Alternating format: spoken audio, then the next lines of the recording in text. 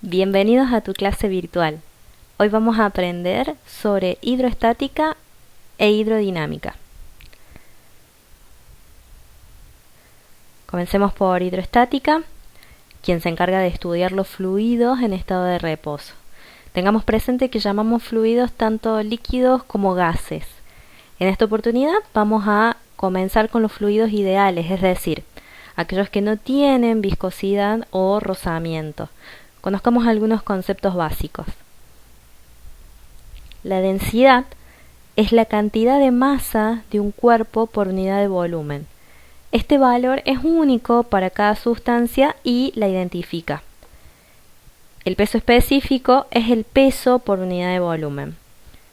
La presión, en tanto, es la fuerza ejercida por unidad de superficie. Como podemos observar, para calcular estos puntos es necesario tener presentes las fórmulas de volumen y superficie. Al finalizar tendremos un detalle de las fórmulas más utilizadas en hidrodinámica e hidroestática con sus correspondientes sistemas de medida. Presión atmosférica es el peso que ejerce el aire de la atmósfera como consecuencia de la gravedad sobre la superficie terrestre. Un físico italiano llamado Torricelli realizó un experimento en el cual pudo determinar que una atmósfera se corresponde a 760 milímetros de mercurio. La presión hidrostática es la presión que ejercen los líquidos cuando están en reposo. Como podemos observar, la presión hidrostática depende de la altura. Tengamos presente que si la altura es 0, la presión hidrostática será igual a la presión atmosférica. El principio de Pascal enuncia que si se ejerce una presión a un líquido en equilibrio, se transmite a todos los puntos de dicho líquido. Esto se utiliza en las prensas hidráulicas como forma de multiplicar las fuerzas. Entonces, como presión es igual a fuerza sobre superficie, vamos a tener presión 1 y presión 2 a causa de las distintas fuerzas y superficies que existen. A la vez, como sabemos que la presión será la misma en todos los puntos, podemos determinar que la presión 1 será igual a la presión 2, de lo cual podemos despejar el dato que necesitemos obtener, ya sea la fuerza 1, 2 o la superficie 1 o 2. El principio de Arquímedes enuncia que todo cuerpo sumergido en un líquido recibe un empuje de abajo hacia arriba,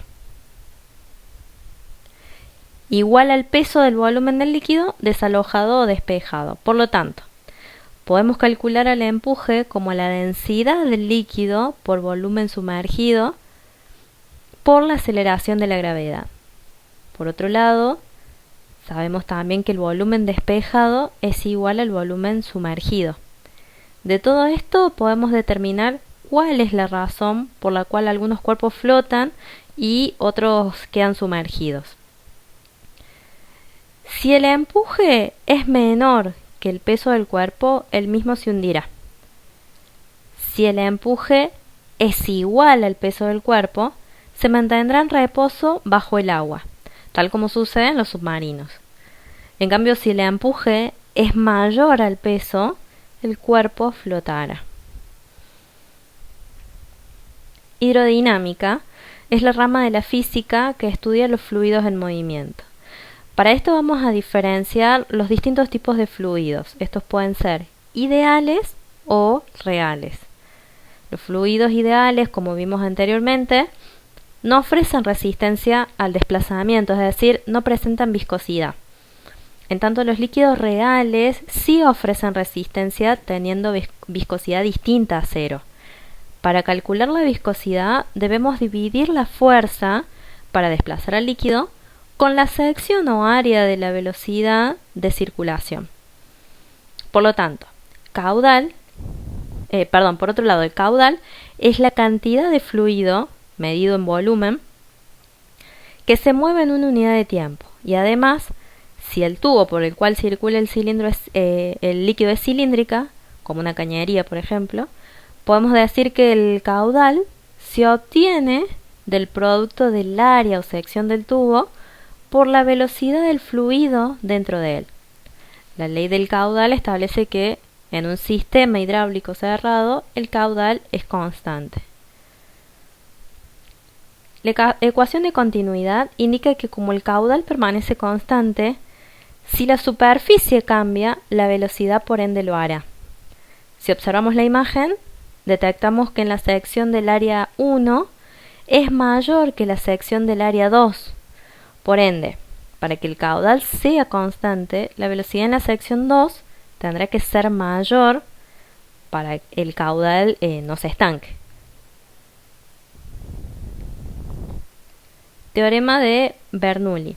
Expresa que entre dos puntos de una misma corriente líquida se cumple que la presión en el punto más la presión hidroestática más la presión cinética es igual a la constante. Pero debemos tener presente que mide cada una de estas presiones. P representa la presión del líquido en un punto. La presión hidroestática es la energía debido a la altitud que un fluido posea.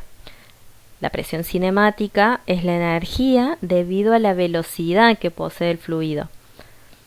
La presión hidrodinámica, en tanto, es la suma de ambas presiones, hidrostática y cinemática. Un fluido puede presentar distintos tipos de flujos. El flujo laminar se encuentra cuando la velocidad es lenta y la máxima velocidad se da en el centro del tubo. En cambio, el flujo turbulento se presenta cuando la velocidad es alta, formando torbellinos en el líquido y produciendo movimientos al azar. A través del número de Reynolds podemos determinar qué tipo de flujo presenta el fluido. Para esto, multiplicamos la densidad del fluido por la velocidad media y el diámetro del tubo. Todo esto lo dividimos por la viscosidad del líquido. Y si el resultado es mayor a 3000, el flujo será turbulento. Ahora imaginemos una pelota o esfera llena de fluido. La membrana que recubre ejercerá una fuerza por unidad de longitud o tensión superficial, pero no será la misma presión en el interior de la esfera que en la cara convexa o exterior. Por eso, la ley de Laplace relaciona esta diferencia de presiones en ambas caras de la membrana con la tensión superficial a la que se está sometida la pared de la esfera.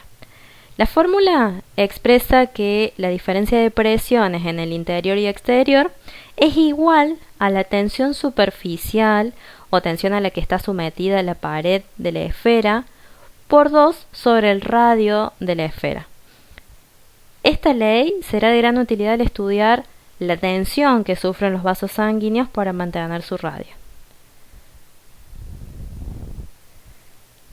Resistencia hidrodinámica es la resistencia que oponen las paredes del tubo a la circulación de un líquido y se calcula como 8 por la viscosidad del fluido que circula por la longitud del tubo.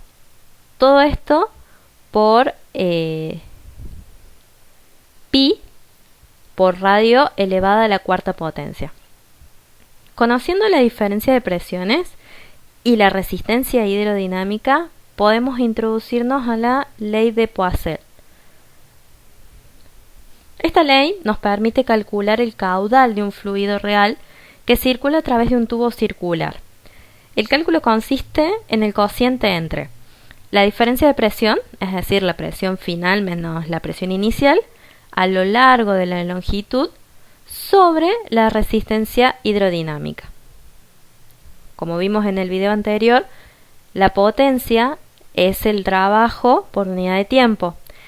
¿Qué necesita esta potencia para que sea hidrodinámica?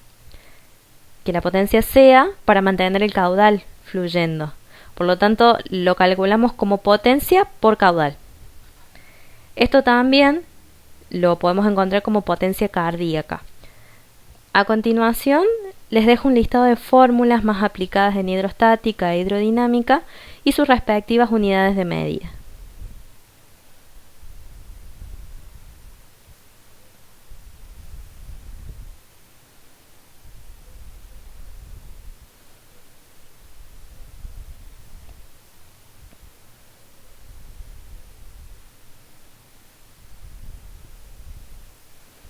Esperamos te haya servido el contenido. Si es así, recuerda compartirlo y darle un me gusta al video. Te esperamos en un próximo encuentro.